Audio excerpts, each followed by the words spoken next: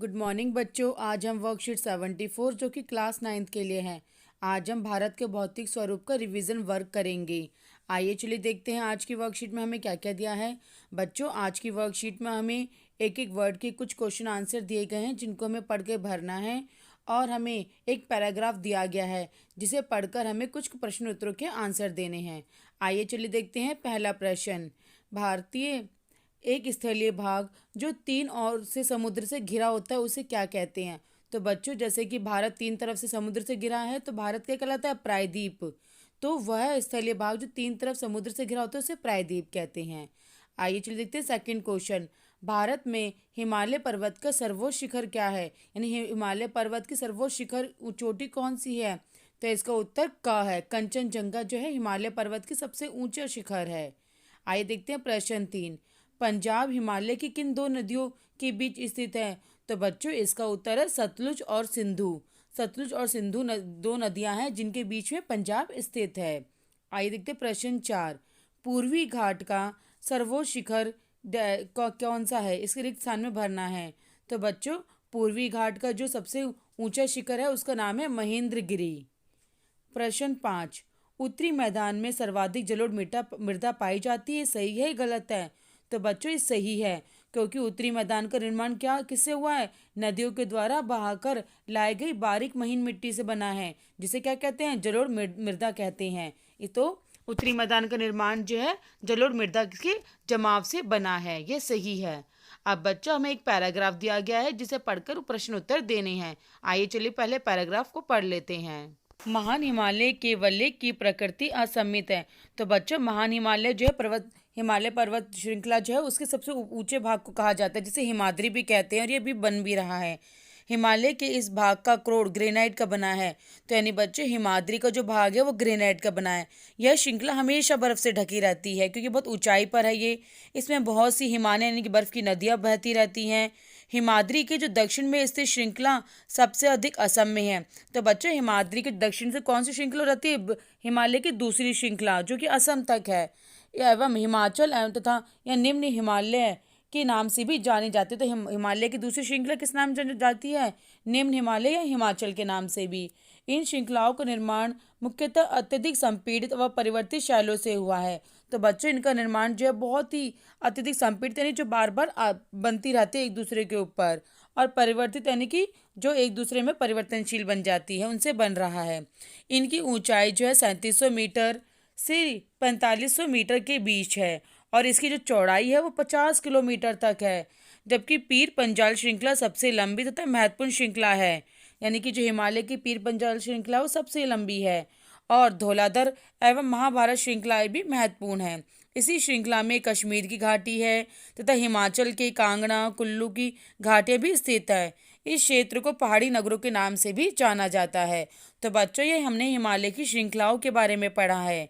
आइए चलिए देखते हैं पहला प्रश्न। हिमालय का केंद्रीय भाग का यानी क्रोड किस प्रकार की चट्टानों से बना है? तो बच्चों, इसका उत्तर पहली लाइन में ही है कि ग्रेनाइट की चट्टानों से बना हुआ है। दूसरा, हिमाद्री के दक्षिण में स्थित पर्वत श्रृंखला कौन सी है? तो बच्चों, जैसा कि हमने पढ़ा सेकंड लाइन में, देखिए कि हिमाद्री के दक्षिण में स्थित सबसे अधिक असम में एवं हिमाचल या निम्न हिमालय के नाम से जानी जाती है। किस क्षेत्र को पहाड़ों की नगरी माना जाता है बच्चों? तो यानी कि आपका ये श्रृंखला जैसे कि कश्मीर की घाटी, हिमाचल के कांगड़ा कुल्लू घाटी स्थित है, तो ये सब कौन सी आपकी महान हिमालय है? तो ये सब क्या है? पहाड़ी नगरों के नाम से जाना जाता है।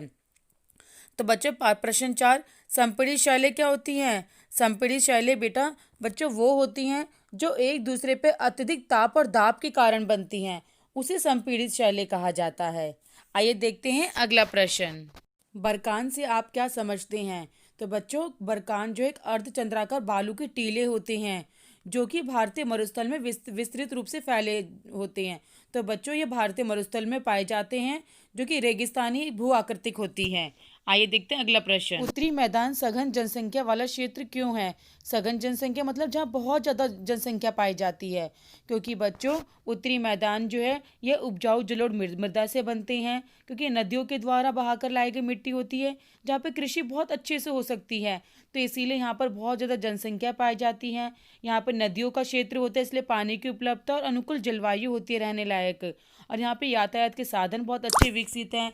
यहाँ उद्योगों का विकास भी बहुत अच्छा है, जिसके कारण यहाँ लोगों को रोजगार भी आसानी से उपलब्ध हो पाता है।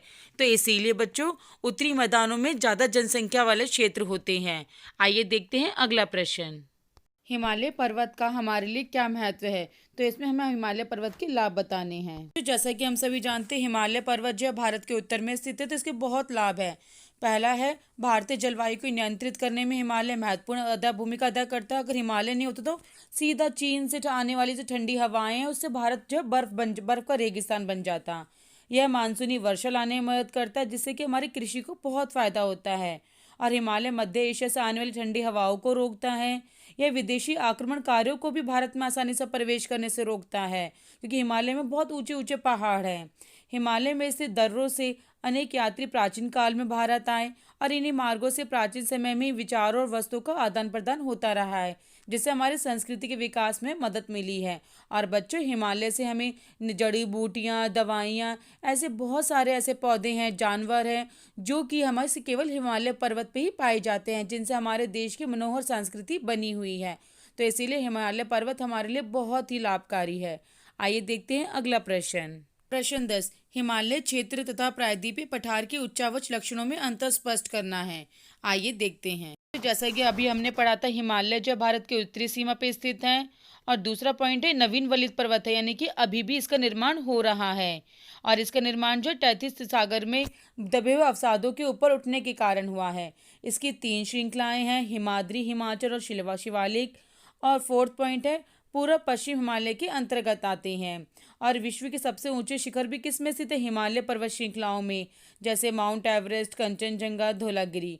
और बच्चों, हिमालय के ऊंचे पहाड़ जो हैं सदा बर्फ से ढके रहते हैं, जिसके कारण जो हिमालय में हिमालय स्थित है, जो 12 मासी पूरे साल भर जिनसे नदियों का जन्म होता रहता है, नदियों का उद्गम स्रोत है, और जिससे कि भारत को जल प्राप्त होता है, और जिसके कारण उत्तरी मैदानों में उपजाऊ मिट्टी का निर्माण भी होता है।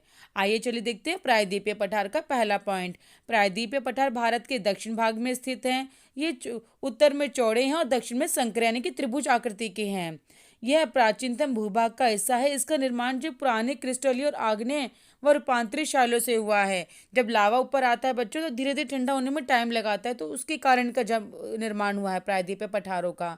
ये ऊपर से समतल होते हैं और आसपास की भूमि से ऊंचे होते हैं। तीसरा पॉइंट है, प्रायद्वीपीय पठार के 2 मुख्य भाग हैं, मध्य उच्च भूमि और दक्षिण का पठार। बच्चों, यह जो है पश्चिम से पूर्व के अंतर्गत आते हैं, मालवा, बुंदेलखंड, छोटा नागपुर का पठार। और पठारी क्षेत्र जो ऊंचाई में कम होते हैं, जिसकी सबसे ऊंची चोटाई क्या है? अनाईमुड़ी। और प्रायद्वीपीय पठार सदा बर्फ वाली स्थिति में नहीं पाई जाती हैं। नदियों को केवल वर्षा द्वारा जल प्राप्त होता है, इसीलिए इसकी नदियाँ जो होती है मौसमी नदियाँ होती हैं। लेकिन बच्चों, प्रायद्वीपीय पठार जो है खनिज और लवणों से बहुत अधिक, मतलब कि प्रचुर मात्रा में पाए जाते हैं। जैसे आपके छत्तीस, झारखंड, ये जो उड़ीसा के इलाके हैं, यहाँ पे बहुत ज़्यादा अधिक खनिज पाए जाते हैं। कौन से इलाके? ये पठारी इलाके हैं। तो प्रायद्वीपीय पठार जो है खनिजों की मात्रा बहुत अधिक होती है। इस प्रकार ये भी बहुत ही लाभकारी है। बच्चों, इस प्रकार आपको रिवीजन वर्क कराने की कोशिश की गई। अगर आपको मेरी वीडियो पसंद आए, समझ आए, अच्छी लगी तो इसे लाइक और सब्सक्राइब जरूर करिए। Thank you.